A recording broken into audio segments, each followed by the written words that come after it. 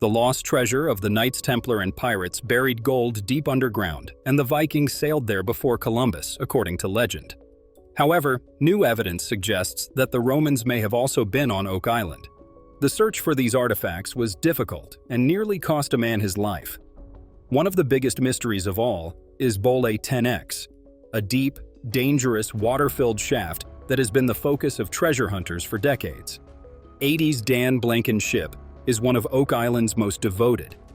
Because borehole 10X is 235 feet deep and begins with a 181-foot vertical drop through a reinforced steel and concrete shaft, it was not an easy excavation, despite searchers' belief that it could lead to whatever was very deep down. Narrows into a tunnel that is barely 27 inches wide, 44 tons long, and completely obscured by murky water with no light. Two professional divers, Harvey Morash and Michael Gartz, were brought in to investigate 10X by the Lagena brothers. They were aware of the risks but were unprepared for what transpired. Michael would act as a safety diver while Harvey descended, and the crew on the surface would stay in touch through an underwater communication system.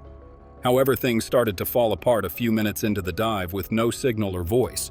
The team on the surface had no idea if Michael was safe, and they tried to call his name, but could not find him. Weapon came to this region of the world much before the Vikings or Columbus. Researchers continue to debate the famous lead cross found at Smith's Cove.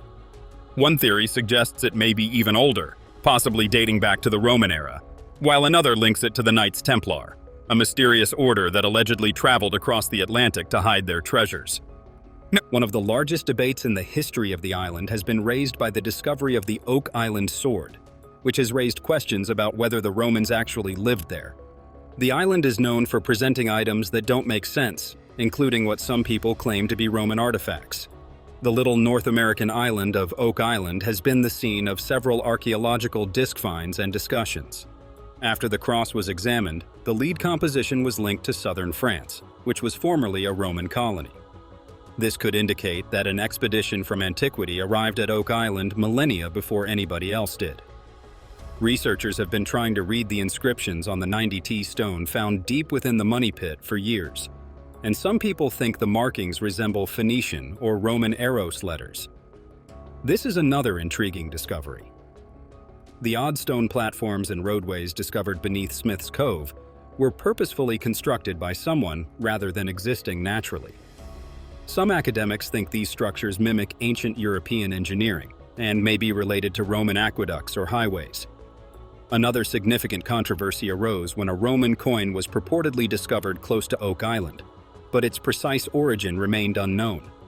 This begs the issue of why an ancient Roman coin would be in the vicinity of Oak Island. Although the enigmatic wreckage at Mahone Bay has not yet been thoroughly investigated, sonar scans indicate that it may be ancient, possibly dating back to the 1400s or earlier, predating Columbus. If there is any evidence linking this wreck to the Romans, it would be revolutionary, but others believe it may be far older and potentially connected to medieval or ancient seafaring fars. Strange discoveries on Oak Island, like wooden platforms and underground tunnels, imply that someone was around for a long period before the official chronology permits. The problem with that theory is that many of these artifacts and structures predate documented colonial history. The sheer number of unexplained artifacts and structures suggests someone was here long ago, whether it was explorers, treasure hunters, or an unidentified civilization history leaving its mark on the island. Skeptics contend that many of these much earlier time. As the excavation continued, the team placed markers along the passage in order to create accurate maps of what was there. Located under the surface, the treasure team. Hunters on Oak Island are determined to uncover the truths buried beneath the island, driven by historical curiosity and the thrill of the hunt. They are determined to find hidden riches and a deep history of the island itself. As they continue their search, they discover new pieces of history, such as ship parts from the 15th and 18th centuries and a ship's railing dating back to the 8th century. This discovery suggests that the swamp might have a deeper history than initially thought, possibly connecting to Viking explorers from medieval times. As they continue digging, they come across unexpected discoveries, such as a large wooden structure that resembled a wall or dam, which they believe could be linked to an ancient ship railing geoscientist.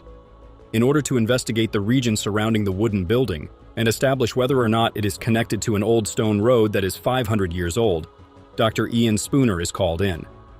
Marty Lagaga and Dr. Spooner are working on another region that has piqued their curiosity, and they are fascinated by a gigantic stone that is embedded in a rock and is situated on top of a man-made stone structure. Dr. Spooner finds a stick wedged between the boulder and the dirt below it, proving that the boulder was moved on purpose to control the flow of water in the swamp. The team's determination to uncover the truths and mysteries surrounding Oak Island is evident in their exploration of the swamp and its rich history. The team of researchers led by Gary and Billy returned to the swamp to uncover more clues about the history of Oak Island. They discovered strange tree stumps and layers of old wood supporting Dr. Spooner's theory that the swamp had been changed by people long ago. As they continued digging, they discovered more clues such as a gold-coated button, a circular arrangement of stones within a pit lined with rocks, and several pieces of neatly cut wood and other wooden artifacts. These items seem to have predate any known history of Oak Island, driving them to delve deep into its past. The team agreed not to make significant changes to the area until further analysis by Dr. Spooner. They also discovered a 600-year-old lead coin and a piece of silverware with an intricately designed handle, suggesting a rich layer to Oak Island. Yukon area is that it is known for finding animals from the Ice Age. Others had heard that Tony had found the bones of horses and zebras before, but this one made people think of the woolly mammoth. Gold Rush says that the baby mammogram is at least 30,000 years old, and the ground and ice in the area are thought to have kept the animals alive during the Ice Age. During the Gold Rush, people saw more strange things than just elephant tusks. Miners have seen things besides the god they were looking for. Parker saw something that blew his mind in particular. Meeting the welcome stranger face to face. Parker Schnabel almost passed out when he saw a copy of Welcome Stranger. It is the biggest gold nugget that has ever been found. We saw that he was half a world away from the Klondike Gold Rush Trail in Season 4, Episode 2 called Installment of Gold Rush Parker's Trail. He was looking for new experiences and chances. At the start of the show, Parker and his partner Fred Lewis were greeted by Tyler Mahoney, a fourth-generation Australian gold prospector. She opened her truck door and put a 2-foot-long golden boulder across the back seat. A story says that the welcome stranger was so big that it had to be broken in 3 on a hammer so that it could fit on a bank scale. The nugget would be worth about $4.7 million if it were sold today at the rate at which Hold is sold.